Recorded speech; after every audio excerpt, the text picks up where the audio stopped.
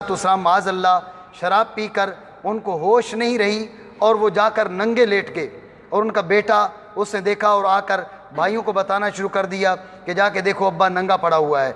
ये बात किसी तौर न सैयदना नूह अलैहिस्सलाम की शान आलिया शान आली के लायक है, और ना ही हज़रत नूह अलैहिस्सलाम की परवरिश में पलने वाला जो बेटा है आपका, वो आकर अपने बाप के बारे में लोगों को बताता फिर रहा है कि मेरा बाप नंगा पड़ा हुआ है। अगला जुमला पढ़ें, ये जुमला इंतहाई तकलीफ़ दे है, ये मैं नहीं पढ़ूंगा, आप इसको पढ़ लेंगे। इसका खुलासा मैं आपके सामने ज़िक्र कर रहा हूँ। माज़अल्लाह सुम्मा माज़अल्लाह हज़रत लूत अलैहिस्सलाम के बारे में ये 20 सिफ़रे पैदाइश है, इसका 19वां बाब है, और 30 से 38 तक ये जो जुमले हैं मज़कूर हैं। हज़रत लूत अलैहिस्सलाम की बेटियों ने माज़अल्लाह अपने वालिद को शराब पिलाई। बड़ी बेटी अपने बाप को शराब पिलाने के बाद अपने बाप से जाकर हम बिस्तर होती है, बड़ी बेटी को हमल हो जाता है। अगले दिन छोटी बेटी अपने बाप के पास जाती है, शराब पिलाई जाती है, और शराब पिलाने के बाद छोटी बेटी अपने बाप से हम बिस्तरी करती है और छोटी बेटी को भी हमल हो जाता है। ये आपके सामने पेपर मौजूद हैं, और ये जो अहद कदीम है वो भी मेरे पास मौजूद है, उसको देखना चाहिए। या ये पेपर जो है इनमें जो नकल किया है असल किताब से मनकूल है। ये सिफ़र पैदाइश है, 19वां बाब है, इसे 38 अगले बात है। हज़रत लूत अलैहिस्सलाम की शान आलिया माज़अल्लाह सुम्मा माज़अल्लाह, आपका अपनी बेटियों के साथ, बेटियों का अपने बाप के साथ ये हरकत कोई गैरतमंद गैर मुस्लिम, कोई गैरतमंद काफिर, गैरतमंद को छोड़िए बेगैरत को ले लीजिए, क्या आपकी नज़र में कोई ऐसा बेगैरत है जिसको आपने देखा हो, जिसकी ज़बान से सुना हो कि वो ये जुमला सुनना भी पसंद करे कि उसने अपनी बेटी से ज़िना किया? एक गैरतमंद की बात नहीं, मुसलमान की करते, एक बेगैरती की भी एक इंतहा होती है, एक हद होती है, लेकिन इस कदर इनका मामला हम ये नाम इस गिर गया कि हम एक मज़रूत बारे में इस किस्म की किताबें लिखकर अब इसको कलाम इलाही या हज़रत मूसा अलैहिस्सलाम की किताब आपकी जो मकतूब उस शुमार कर रहे हैं। बातें बहुत सी हैं, ये कई एक सफ़ात हैं। हज़रत याकूब अलैहिस्सलाम ने अपने वालिद को धोखा दिया, फ़रेब दिया। ये वाक़या ये सिफ़र पैदाइश, इसका बाब है 27वां, और जुमला नंबर 6 जुमला नंबर 24 ये आपके सामने मौजूद है। इसको पढ़ने में वक्त ज़्यादा लगेगा। खुलासा इसका ये है कि याकूब अलैहिस्सलाम के जो वालिद हैं इसहाक, हज़रत याकूब के जो वालिद हैं उनका नाम भी इसहाक। हज़रत याकूब अलैहिस्सलाम के जो वालिद हैं हज़रत इसहाक, हज़रत इब्राहीम अलैहिस्सलाम के बेटे। तो जनाब याकूब ने अपने वालिद को धोखा दिया। आपके जो वालिद हैं हज़रत इसहाक अलैहिस्सलाम, वो हज़रत याकूब के जो बड़े भाई हैं उनको अपना नायब मुकर्रर करना चाहते थे। हज़रत याकूब अलैहिस्सलाम ने झूठ भी बोला, नबी हैं अल्लाह के, झूठ भी बोला, धोखा भी दिया। हज़रत इसहाक ने अपने बेटे को भेजा था, जा तू शिकार करके ले आ और मैं तेरे लिए दुआ करूँगा। तो हज़रत याकूब की जो वालिदा थी उन्होंने कहा याकूब को ये दर्जा मिल जाना चाहिए, तो प्रोपेगंडा किया। आप इसको पढ़ सकते हैं। ये कैसे किसी नबी की शान के लायक हो सकता है? मेरे आका अलैहिस्सलाम से पूछा गया या रसूल अल्लाह सबसे इज़्ज़तदार कौन है? तो मेरे आका फरमाते अल करीम इब्नुल करीम इब्नुल करीम इब्नुल करीम यूसुफ बिन याकूब बिन इसहाक बिन इब्राहीम। ये सारी नस्ल करीमों की है, ये इस्लामी फ़िक्र है। और ये कौन सी फ़िक्र है कि हज़रत इसहाक, हज़रत याकूब अलैहिस्सलाम अपने बाप को धोखा देते हैं, झूठ बोलते। बाकायदा इसके अंदर झूठ बोलने का जिक्र मौजूद है, आप इसको देख सकते हैं। वक्त कम है इसलिए मैं इसको मुकम्मल नहीं पढ़ रहा। तो یہ انداز ہے نبیوں کے بارے میں. یہ آگے ہے شہروں کو نیست و نابود کر دو. یہ اس کے اندر 60 شہروں کا ذکر ہے. یہ صفر استثناء، اس کا باب ہے تیسرا، جملہ 4 تا 7. اس میں 60 شہروں کے بارے میں لکھا کہ 60 شہروں کو مکمل طور پر عورتوں کو بھی مٹا دو، بچوں کو بھی مٹا دو. یہ آپ کے سامنے جملے موجود ہیں، آپ بعد میں اس کو فوٹو کاپی بھی کروا سکتے ہیں. 60 شہروں کے بارے میں لکھا ہوا ہے، ان میں عورتیں بھی مٹا دو، بچے بھی مٹا دو، لیکن جو جانور ہیں اور جو قیمتی چیزیں وہ باقی رکھنا. لالچ بھی تو کوئی چیز ہوتی ہے، جانور بھی مار دو گے، سونا چاندی بھی اٹھا کے دریا میں پھینک دو گے، تو پھر شہر فتح کرنے کا مقصد کیا ہے؟ وہاں جو انسان ہیں انہیں مٹا دو، بچوں تک مٹا دو. بچوں کا لفظ موجود ہے، بچوں کے جو گردنیں ہیں ان کے اوپر بھی تلوار پھیر دو. اب رہ گئے وہاں کے جانور، گائے، بکریاں، بھینسیں، جی سونا چاندی، اب یہ تمہارا ہے. اللہ رب العالمین حکم دے رہا ہے کہ جا کر تم تباہی مچا دو. حضرت موسیٰ علیہ السلام گئے تھے طور پہ، آپ کی قوم نے بچھڑے کی پوجا شروع کر دی تھی. واقعہ مشہور ہے جی. یہ بچڑا حضرت ہارون نے بنا کے دیا تھا. یہ بچڑا حضرت ہارون علیہ السلام نے بنا کر دیا اپنی قوم کو. یہ سفر خروج ہے، اس کا باب ہے 32واں، جملہ 2 تا 4. آپ اس کو پڑھ سکتے ہیں. تو بچڑا حضرت ہارون نے بنا کر دیا، بھئی لو بھئی یہ لو اور اس کی پوجا کرو. یہ ہارون اللہ کے نبی ہیں، اللہ کے رسول ہیں، اللہ کے انبیاء اور رسول یہ کام کریں گے؟ آگے حضرت سلیمان علیہ السلام کے بارے میں آپ پڑھیں گے تو معاذ اللہ حضرت عنوان جو دیا ہے، یہ عنوان بھی میں نے وہیں سے لیا ہے، میرے ہاتھوں کا لکھا نہیں عنوان. سلیمان اور اس کی بیویاں. بادشاہ سلیمان عورتوں سے محبت کرتا تھا. اس نے کئی عورتوں سے محبت کی جو اسرائیلی قوم سے نہیں تھی. ان میں فرعون کی بیٹی اور ہتی عورتیں، موآبی، امونی، ادومی، سیدونی عورتیں تھیں. اچھا، یہ جو عورتیں تھیں، اگلا جملہ اس میں صراحت موجود ہے. اللہ کریم نے بنی اسرائیل کو منع کیا تھا، حرام کیا تھا، ان سے شادی نہیں کر سکتے. تو علیہ السلام نے ان عورتوں سے شادی کی جن سے شادی کرنا حرام تھا. سلیمان علیہ السلام نے ان عورتوں سے شادی کی جن سے شادی کرنا حرام تھا.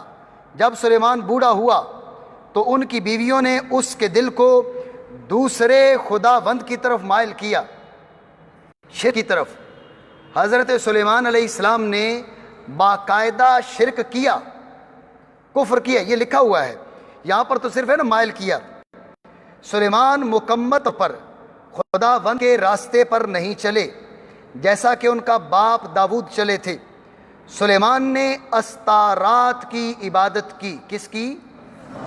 استارات کی عبادت کی. یہ سیدون کے لوگوں کا خداوند تھا.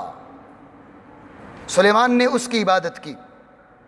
اور سلیمان نے ملکوم کی عبادت کی. یہ امونی لوگوں کا بھیانک بت تھا. اس طرح سلیمان نے خداوند کے خلاف قصور کیا. سلیمان مکمل طریقہ سے خداوند کے راستے پر نہیں چلا جس طرح اس کا باپ داؤد چلا تھا. سلیمان نے کموس کی عبادت کے لیے جگہ بنائی. بت خانہ تعمیر ہو رہا ہے. حضرت سلیمان بت خانہ بنا رہے ہیں اس لیے کہ آپ کی جو بیویاں ہیں وہ بتوں کی پجارنے ہیں. وہ کہتی ہیں ہمیں بت خانہ بنا کر دو. حضرت سلیمان علیہ السلام ان کو بت خانہ بنا کر دے رہے ہیں. یہ آگے تک آپ پڑھ سکتے ہیں. معاذ اللہ ثم معاذ اللہ. یہ پورا باب اس کے اندر میں نے نقل کیا ہے. یہ سموئیل ایک اول ہے ایک دوم ہے. یہ دوم سموئیل اس کا 11واں باب مکمل یہ یہاں مذکور ہے. یہ داؤد کی بتسبا سے ملاقات. معاذ اللہ اس میں حضرت داؤد علیہ السلام کی پہلے تو وہاں کہا نا سلیمان اپنے باپ کے طریقے پر نہیں چلا تو باپ کی تم نے کون سی عزت چھوڑی. باپ چڑھا اپنے محل پہ. اس نے دیکھا ایک شادی شدہ عورت اپنے گھر میں نہا رہی ہے. داؤد علیہ السلام کی نظر پڑتی ہے. بلا لیا جاتا ہے. معاذ اللہ اس شادی شدہ عورت سے داؤد علیہ السلام زنا کرتے ہیں، بدکاری کرتے ہیں. اس کے بعد آپ کو اس عورت کا جو شور تھا وہ جنگجو تھا، جا کر لشکر میں لڑائی کر رہا تھا، آپ نے پھر پروپیگنڈا کیا کہ بھئی اس کو مروا دیا جائے۔ یہ اس کے اندر پڑھ سکتے ہیں، اور پروپیگنڈا کر کے آخر کار اس کو مروا دیا حضرت داؤد علیہ السلام نے۔ اس کے اندر لکھا ہوا ہے۔ اس میں ہمارے ان بھائیوں کی باتوں کا جواب بھی آ گیا کہ اگر ہم تورات پڑھتے ہیں تو ہم کون سی فکر ملے گی؟ یہ فکر ملے گی۔ داؤد علیہ السلام معاذ اللہ وہ جھوٹے ہیں، معاذ اللہ زانی ہیں، معاذ اللہ فراڈ کرتے ہیں، دھوکے دیتے ہیں، اپنے امتیوں کو مروانے کے لیے سازشیں کرتے ہیں، دوسروں کی بیویوں پر معاذ اللہ۔ یہ ایک عام مسلمان نہیں ہو سکتا میرے بھائی، یہ نبی ہے، یہ رسول ہے، اس نبی کی یہ شان ہے کہ یہ ایسے کام کرتے ہیں۔ تو بات اس کے اندر بہت زیادہ ہیں، تو چونکہ زیادہ کا یہ خلافیہ کا حکم بھی اس کے اندر موجود ہے۔ بدکاری کی انتہائی اشاعت ہے۔ حضرت یعقوب علیہ السلام کے بیٹے یہودا وہ اپنی بہو کے ساتھ بدکاری کرتے ہیں۔ جی یہ سفر پیدائش 38واں باب ہے، 6 تا 26 جملے۔ یہودا اپنی جو بہو ہے اس کے ساتھ بدکاری کی، اور اس سے حمل ہوا، اور جڑواں بیٹے پیدا ہوئے، اور معاذ اللہ ثم معاذ اللہ ثم معاذ اللہ حضرت داؤد و سلیمان و جناب عیسیٰ یہ اسی معاذ اللہ حرام کی نسل سے ہیں۔ یہ سفر پیدائش ہے، باب ہے 35واں۔ یہاں الٹے ہاتھ پہ جو لکھا ہے وہ باب ہے، سیدھے ہاتھ پہ جملہ لکھا ہے 35واں باب 22واں جملہ۔ اور اسرائیل کے اس ملک میں رہے ہوئے یوں ہوا کہ روبن، یہ بیٹا ہے حضرت یعقوب کا، روبن اپنے باپ کی حرم بالحاظ سے مباشرت کی۔ بیٹے نے اپنے باپ کی جو اہلیہ ہیں، حضرت یعقوب علیہ السلام کے بیٹے نے حضرت یعقوب علیہ السلام کی جو اہلیہ تھی ان کے حرم میں موجود تھی، ان کے ساتھ بیٹا معاذ اللہ زنا کر رہا ہے، اور حضرت یعقوب علیہ السلام کو معلوم بھی ہوا۔ حضرت یعقوب علیہ السلام نے اس پہ کوئی قدم نہ اٹھایا۔ یہ امنون اور تمر کا واقعہ اس میں موجود ہے، یہ سموئیل دوم میں ہے، اور 13واں باب ہے، 1 تا 14 جملے ہیں۔ یہاں پر امنون اپنی بہن کے ساتھ زبردستی بدکاری کرتا نظر آتا ہے، اس کو آپ پڑھ سکتے ہیں۔ اپنی بہن کے ساتھ زبردستی بدکاری کی، یہ اس کے آخری جو جملہ ہے۔ لیکن امنون نے تمر کی بات سننے سے انکار کیا، وہ تمر سے زیادہ طاقتور تھا، اس نے اس پر جبر کیا اور اس سے صحبت کی، بہانے سے یہ پورا واقعہ اس کے اندر منقول ہے۔ تو کہنے کا مقصد یہ ہے کہ ہم نے اگر تورات کو ہم منصفانہ نظر سے دیکھیں تو تورات تو کسی عقل مند کی تحریر بھی نہیں لگتی، چہ جائے کہ کسی نبی کی تحریر ہو یا اللہ کی کلام ہو۔ اللہ رب العالمین کے نبی ایسے ہیں، معاذ اللہ اللہ نے نبوت ان کو دینی ہے جو دوسروں کی بیٹیوں اور بہنوں کے ساتھ یہ کام کرتے ہیں، اپنی بیٹیوں اور بہنیں اپنی جو بہویں ہیں ان پر بھی ان کی نظر رہتی ہے، معاذ اللہ ثم معاذ اللہ۔ یہ ذہن میں رہے، میں پہلے کر چکا، یہ صرف مثال ہے، یہ صرف مثال ہے۔ ایسے 10 20 اور حوالہ جات عہد قدیم کے اندر موجود ہیں جو ببانگ دھول کہتے ہیں، یہ کسی عقل مند کی تصنیف نہیں ہے، چہ جائے کہ یہ حضرت موسیٰ علیہ السلام کی تصنیف ہو یا اللہ کریم جل مجدہ کی کلام ہو۔ اللہ رب العالمین یقیناً اس سے منزہ ہے۔ نہ ہم نبیوں کے بارے میں ایسا سوچتے ہیں معاذ اللہ، جو لوط علیہ السلام کے بارے میں لکھا گیا، داؤد علیہ السلام کے بارے میں لکھا گیا، سلیمان علیہ السلام کے بارے میں لکھا گیا، حضرت یعقوب علیہ السلام کے بارے میں لکھا گیا، معاذ اللہ ثم معاذ اللہ۔ ہم سارے نبیوں کو معصوم مانتے ہیں، ہمارا ان میں سے کسی بات پر اعتماد نہیں ہے، لیکن کہنے کا مقصد یہ ہے یہ باتیں ہمارے لیے رہنما ہیں، اس چیز کا رستہ دکھاتی ہیں کہ کسی عقل مند کی بھی تالیف نہیں، چہ جائے کہ حضرت موسیٰ علیہ السلام کے ہاتھوں کی لکھی ہو یا اللہ رب العالمین کی طرف سے حضرت موسیٰ علیہ السلام پر اس قسم کی کتاب نازل ہو، یہ نہیں ہو سکتا۔ اس لیے تورات کے بارے میں جو قرآن نے کہا یہ تبدیل شدہ کتاب ہے، تو اس کے بارے میں ہم نے اپنی نظر سے جب دیکھا، انصاف کی نظر سے بھی جب دیکھا، تب بھی ہم اسی نتیجہ پر پہنچے کہ بلا شبہ تورات اتنی بدل چکی ہے کہ یہ اب پڑھنے لائق بھی نہیں رہی۔ اسی وجہ سے جب جناب عمر فاروق لے کر آئے کچھ پرچے، کچھ پیپر، کچھ اوراق تورات کے میرے آقا علیہ الصلوۃ والسلام کے دربار میں، تو پڑھنے لگے تو رسول اللہ صلی اللہ تعالی علیہ وسلم سخت ناراض ہوئے۔ تو اگر میں نے پڑھا تو بھائیوں کے سامنے حقیقت واضح کرنے کے لیے پڑھا، اپنے مطالعہ کے لیے قرآن عظیم میں اور حدیث میں اس قدر مواد موجود ہے کہ جس کو پڑھ کے ہم بے شمار باتیں سمجھ سکتے ہیں۔